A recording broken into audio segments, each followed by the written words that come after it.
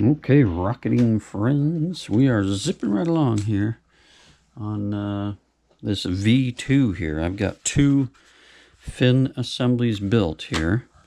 So going over that again, this is kind of what I've settled on now. And I've done this on each fin. I built a shoulder at the bottom just using strip styrene, like that. A little wider than that. But just added along here so that I've got something for each fin to cling on to on the bottom there. That seems to be working pretty good. The other thing I did is cut out some flat sheet styrene, nothing fancy, just something to kind of fill the gap in this area here. I could even add another piece and make these fins really solid, but they're feeling pretty good. Like I can pinch that just barely, and there's a little space inside there. Still got a little shaping to do, but I'd say prepping and building 2 of these fins and getting them to a point where I'm ready to glue them together is anywhere from 20 minutes to maybe 30 minutes.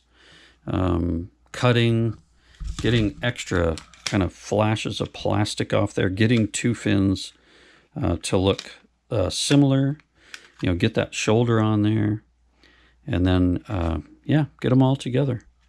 This one's about ready, and then I got 1 set left here, 1 fin. So trying to get through this, but also taking a little bit of time to try and get them so that the fins are fairly solid here, and then when they go on here to the tail cone section there, they'll be good. A lot of surface.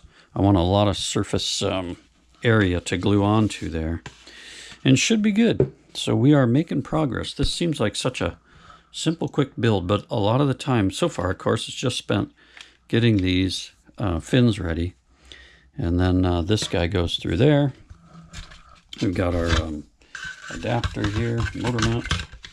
So that goes through there like, yeah, that'll just be epoxied down there. The only trick on this thing that I ran into is that there's a lot of plastic flashing around the inside here that sticks up. So this is not flat, at least on mine, this is not flat. It's even sloped a little bit all around there. So getting this guy to sit in there flat is really tricky. And I don't think it's going to happen in the end. I'm just going to end up using a lot of epoxy there. And then the rings up top. And by golly, this thing's going to be a thing-o' beauty. Still don't know quite what my paint scheme's going to be.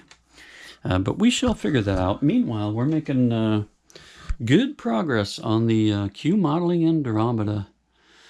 I got the top section right now out in my shed, drying from another bit of paint today. Actually, I sanded the whole thing, and more gloss black paint again today. So this needs to be sanded, more gloss black paint, then water slide decals. That is going to be unbelievable. What a fantastic launch that's going to be, hopefully later this summer.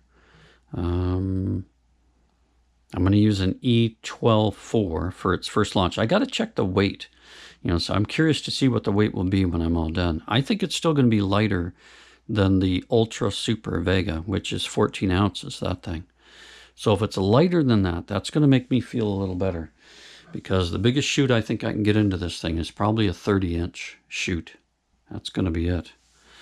So, yep, happy Friday. Life is good. We get a whole weekend of building remodel rockets. Love it. So, picked up a lot of new subscribers. If you've subscribed recently, thank you so much. I appreciate the support. Hope y'all are having a good one out there. Tell your friends, AC Model Rockets. Like and subscribe. We'll catch you on the next one.